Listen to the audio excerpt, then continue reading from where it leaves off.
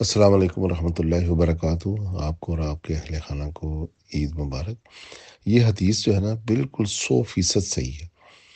یہ حدیث انی تارک فیکم الثقلین کتاب اللہ و اطرت اہل بیتی اذکرکم اللہ اہل البیت اذکرکم اللہ اہل البیت اذکرکم اللہ اہل البیت۔ یہ اس طرح یہ حدیث بھی ہے، اور ایک روایت میں آتا ہے انی تارک فیکم الثقلین کتاب اللہ و اطرت اہل بیتی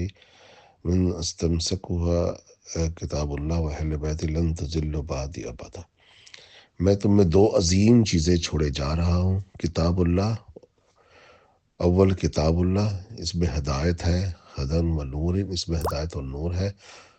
اللہ کی کتاب اور قرآن کے اللہ کے نبی علیہ الصلوۃ والسلام نے بہت فضیلتیں بیان کی اور مسلمانوں کو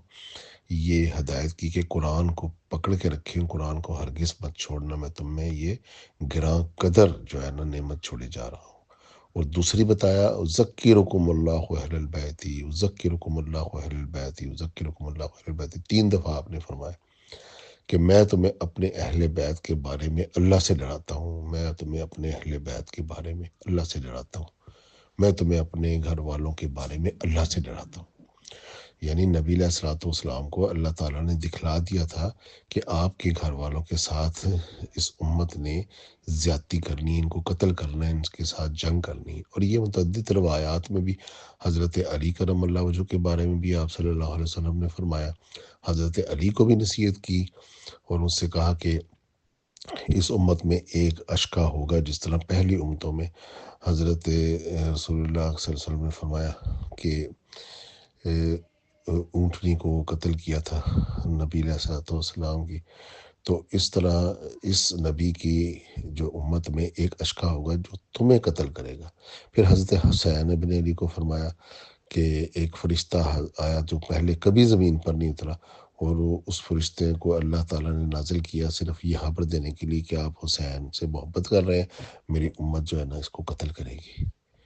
تو نینوا کے کنارے پر اگر آپ کہیں تو میں حسین کے مقتل کی مٹی بھی آپ کو دکھا دوں۔ تو حضرت علی سے بھی یہ روایت ہے اور ام سلمہ سے بھی یہ روایت ہے۔ تو یہ بیان کرنے کا مقصد ہے کہ نبی علیہ الصلوۃ والسلام کو اللہ تعالیٰ نے بتا دیا، اور آپ نے بھی حدیثوں میں یہ فرما دیا کہ میرے اہل بیت کے بارے میں لوگ قتال کریں گے، ان پر ظلم کریں گے۔ اس لیے اللہ کے نبی علیہ الصلوۃ والسلام یہ روایات فرما رہے تھے کہ میں تمہیں اپنے گھر والوں کے بارے میں اللہ سے ڈراتا ہوں۔ یہ حدیث میں جو ہے نا ایک تو حضرت رسول اللہ نے عرفہ کے مقام پر بیان کی، اور ایک جو ہے نا وہ غدیر کے مقام پر بھی آتا ہے کہ بیان کی،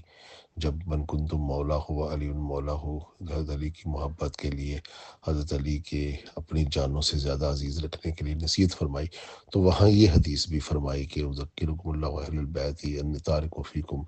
کتاب اللہ و اہل بیت اطرتہ لن تضلوا بعد ابدا ومن استمسک بہ لن تضلوا بعد ابدا۔ اگر آپ ان کو مضبوطی سے تھامے رکھو گے تو کبھی گمراہ نہ ہوگے، کیونکہ نبی علیہ الصلوۃ والسلام نے جو قرآن دیا، قرآن کو تھام لیتے تو کبھی گمراہ نہ ہوتے، اور اہل بیت کے بارے میں بھی اگر ان کو تھام کے رکھتے تو تم کبھی بھی گمراہ نہیں ہوں گے۔ یہ تمہیں ہمیشہ قرآن کے ساتھ ہی رکھیں گے۔ اور پھر ام سلمہ سے یہ بھی روایت ہے کہ علی مع القرآن اور قرآن مع علی، علی اور قرآن کبھی ایک دوسرے سے جدا نہیں ہوں گے، حتیٰ اریدا علی الخوض، حتیٰ کہ وہ حوض کوثر پر دونوں پہنچ جائیں گے، جدا نہیں ہوں گے علی اور قرآن اور اہل بیت اور قرآن، میں تمہیں چھوڑے جا رہا ہوں۔ تو یہ متعدد احادیثیں ہیں، صرف یہی نہیں ہے، میں نے اس کا ایک جائزہ لے کر آپ کو بتا دیا کہ کسی مقام پر فرمایا کہ میں اپنے اہل بیت کے بارے میں اللہ سے ڈراتا ہوں، کسی مقام میں فرمایا کہ میرے اہل بیت کو پکڑ کے رکھو گے اور قرآن کو پکڑ کے رکھو گے، کبھی گمراہ نہیں ہوں گے، اور یہ قرآن کے ساتھ ہے، قرآن ان کے ساتھ ہے، حتیٰ کہ حوض کوثر پر مجھ تک محفوظ ہو کر پہنچ جائیں گے۔ تو یہ بالکل حدیث سے صحیح ہے، اور اس سے امت نے اس سے پرواہ نہ کرتے ہوئے نبی علیہ الصلوۃ والسلام کے بار بار ہدایت کرتے ہوئے اس امت نے کیا کیا؟ اس امت نے قرآن کو بھی چھوڑ دیا، اور اس امت نے اہل بیت کو بھی قتل کیا۔ حضرت علی کو قتل کیا نماز کی حالت میں، حسن بن علی کو زہر دے دیا، اور حسین کو کربلا میں ان کے رفقا سمیت یعنی 17 افراد بی بی فاطمہ کے صلب سے جو پیدا ہوئے تھے آپ کی اولاد کے، ایک ہی دن میں کربلا میں قتل کر دی۔ تو نبی علیہ الصلوۃ والسلام نے جو نصیحتیں کی، جو ان کو ڈرایا، جو ان کو جو نبی علیہ الصلوۃ والسلام نے خبردار کیا، یہ اس امت نے وہی کیا، صحابہ بھی زندہ تھے، تبا تابعین زندہ تھے، اور نبی کے ماننے والوں قرون اولا کے لوگوں نے نبی کی آل کو قتل کر دیا۔ تو یہ جو آپ نے پوچھا میری بہن کہ یہ ہدایت صحیح، یہ روایت صحیح ہے، نہ صرف صحیح ہے بلکہ یہ تو متواتر روایات میں سے آتا ہے۔ متواتر اسے کہتے ہیں کہ جس کا صحیح ہونا بالکل شور ہو، جس کا غلط ہونا ناممکن ہو۔ تواتر سے یہ چیزیں ہمارے تک پہنچی ہے کہ اتنے بڑے مجمع میں نبی علیہ الصلوۃ والسلام نے جو ہے نا یہ ہدایات فرمائی۔ السلام علیکم ورحمۃ اللہ۔